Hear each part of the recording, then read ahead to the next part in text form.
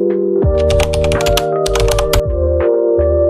day mga langga, this is Mommy Nikay back again. Ngayon nga ay maggagawa tayo ng gisadong pansit. Gamitin nga natin dito mga langga ay pasta ng pancit canton. Kung hindi nyo pa natatry ito, tara tapusin nyo ito at samahan nyo ako magluto. Ito nga ay mga langga, nag-slice nga lang ako dito ng repolyo at carrot. Tagal-tagal ko na nga din ito nagawa at na-miss ko nga ito mga mi. At wag puro pancit canton, ito naman ang gawin nyo sa pancit canton nyo para hindi kayo maumay. Ito mga langga, pag niluto ko nga ito ay taob talaga pati kaldero. COA!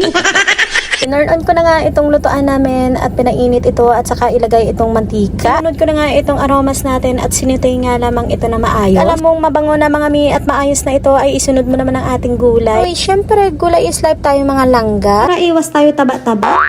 Ito mga langga ay naglagay nga lamang ako dito ng kajun at paminta. Hindi ko na nga ito pinakita sa inyo at nilaga ko na nga itong pancit canton dun sa initan namin ng tubig. Of course mga langga, wag na wag nyo itatapon itong pangsahog sa pancit canton at pwede natin itong gamitin dito. Na din ito sa magpapalasa at magpapasarap ng ating pancit canton. Aray, pancit canton pala are! Haluhaluin nyo nga lang pala itong mga langga, pagkatapos nga nyan ay sunod nyo na nga itong bitsin ng pancit canton. Luto na nga din pala ito mga kalangga at excited na nga akong tikman ito. Siyempre, mala chef tayo kaya lagyan natin ito ng pampaganda. Kung makikita mo mga langga ay napakasarap na nga ito tignan. Tinry ko na nga itong tikman kung pasado nga ba. Muy pangalang nito ay napakaswabe na. Hindi na makapagsalita sa sobrang sarap.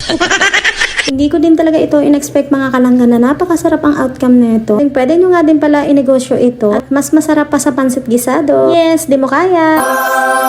Tinikman na nga ito ni Joms at sarap na sarap nga ito at para nga daw talagang pancit gisado ito. Sobrang nagustuhan din nga ito ng dalawa. Thank you for watching mga langga. Bye!